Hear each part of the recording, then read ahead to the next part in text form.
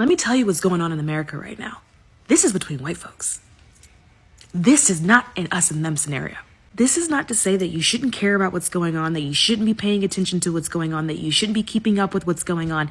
But if you're not white, this is actually really not your fight. Now, what we are witnessing is white ideology battling against white ideology. And white folks right now are going back and forth with each other, trying to determine which white ideology is going to be the ideology that sticks. White ideology was fine when white folks weren't impacted by it. But now that they are starting to be impacted by it, now that they are starting to be oppressed by their own oppressive ideology, they're now upset. We are watching white America versus white America.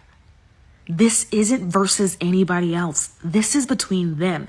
This is a family dispute. If there's ever going to be a civil war, it'll be between them. It's not with us. And by us, I mean minority groups. We may be collateral damage, but it's not our fight. Whoa, whoa, whoa, whoa, whoa, whoa, whoa. Hold up.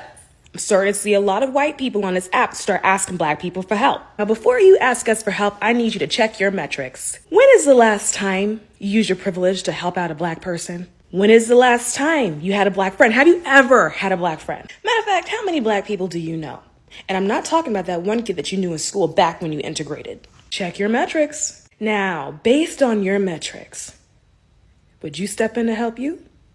I said that we're currently watching America versus America and that white people are currently engaged in a civil war with themselves. They just don't know it. And then I asked if this was the downfall of the United States. And this person said, I think it's a catalyst because while many of them don't have built up resilience like black people do, they also don't have the knowledge of how to fight against things like this. Too many people not on the same page. There's no one band, one sound. This is because white people are not tribal. Black people are tribal.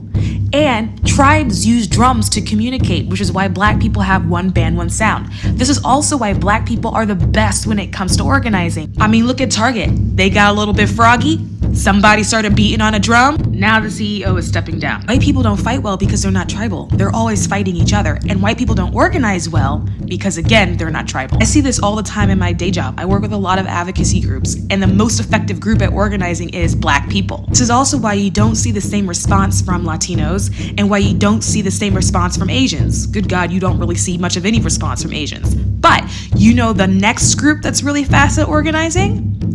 Natives, because they are still inside their tribes. One band, one sound.